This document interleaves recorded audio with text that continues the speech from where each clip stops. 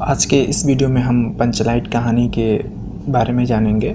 यह class 12th Hindi के कथा भारती से है। इसका पहला क्वेश्चन है, पंचलाइट कहानी का सारांश अपने शब्दों में लिखिए।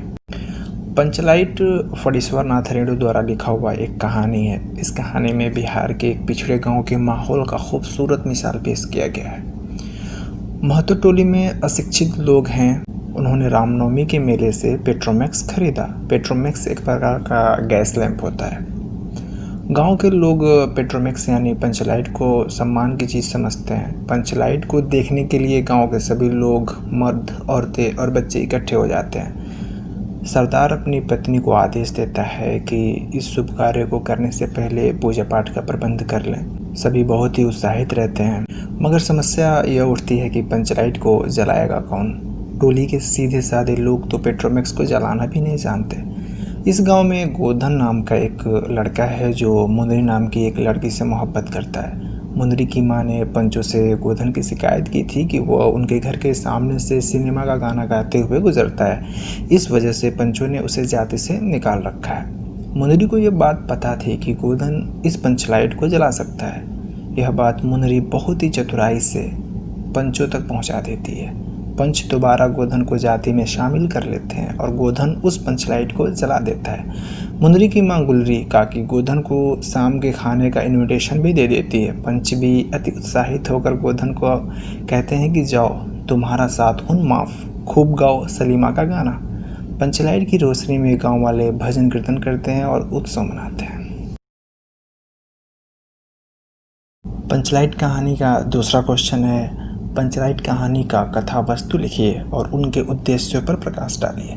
या पंचलाइट कहानी का कथा वस्तु के आधार पर कहानी की समीक्षा कीजिए। ऐसे क्वेश्चन आ सकते हैं, तो इसका आंसर होगा फणीश्वर नाथ रेणु जी हिंदी जगत के मशहूर कथाकार थे।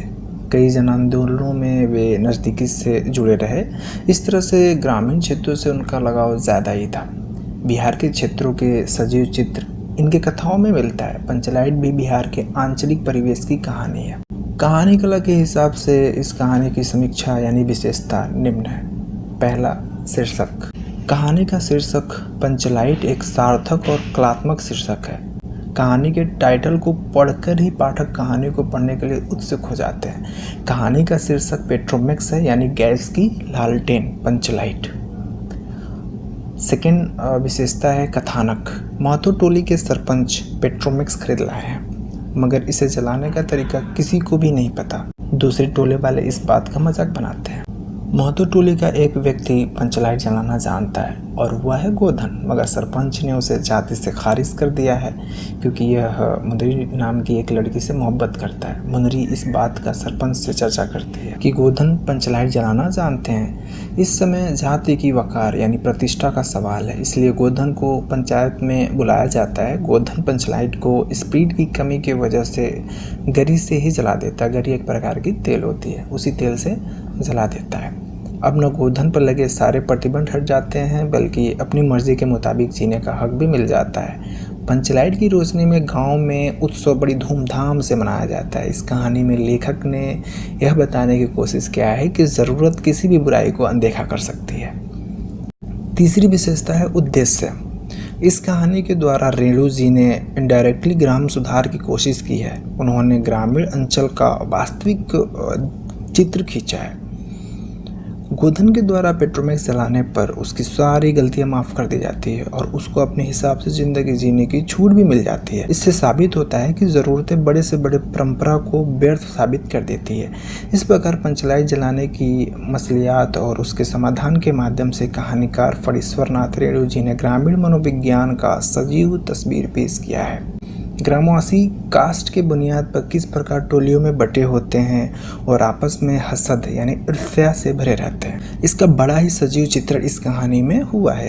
रेणु जी ने यह भी दर्शाया है कि भौतिक विकास के इस आधुनिक युग में भी भारतीय गांव और कुछ जातियाँ कितने अधिक पिछड़े हुए हैं। कहानी के माध्यम से रेणु जी ने इनडायरेक्टली ग्राम सुधार की प्रेरणा भी दी है। पंचलाइट कहानी का तीसरा क्वेश्चन है, पंचलाइट कहानी के प्रमुख पात्र, प्रमुख किरदार की विशेषता बताइए। पंचलाइट फणीश्वर नाथ रेणु की एक आंचलिक कहानी है। यह कहानी ग्रामीण जीवन पर आधारित। इसमें ग्रामवासियों की मन स्थिति की वास्तविक झलक देखने को मिलती है। गोधन इस कहानी का एक मुख्य किरदार है जिसे समाज के लोग समाज से खारिज कर देते हैं। गोधन के चरित्र की निम्नलिखित विशेषताएं हैं। पहला, योग्य युवक।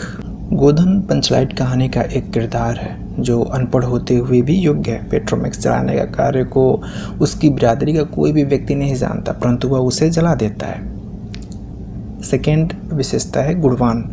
गोधन अशिक्षित होते हुए भी गुणवान है।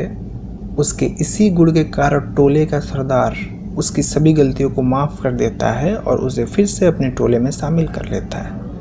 तीसरा, विवेकी। गोधन अशिक्षित जरूर है मगर वह विवेकी है।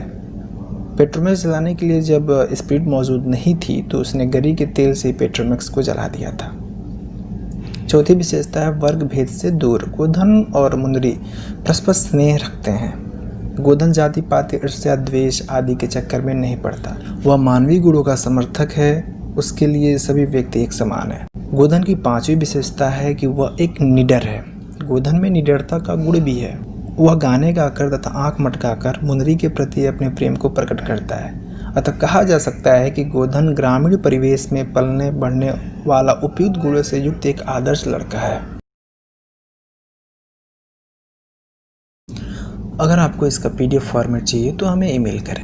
नीचे डिस्क्रिप्शन में मैंने ईमेल ID दी रखी है।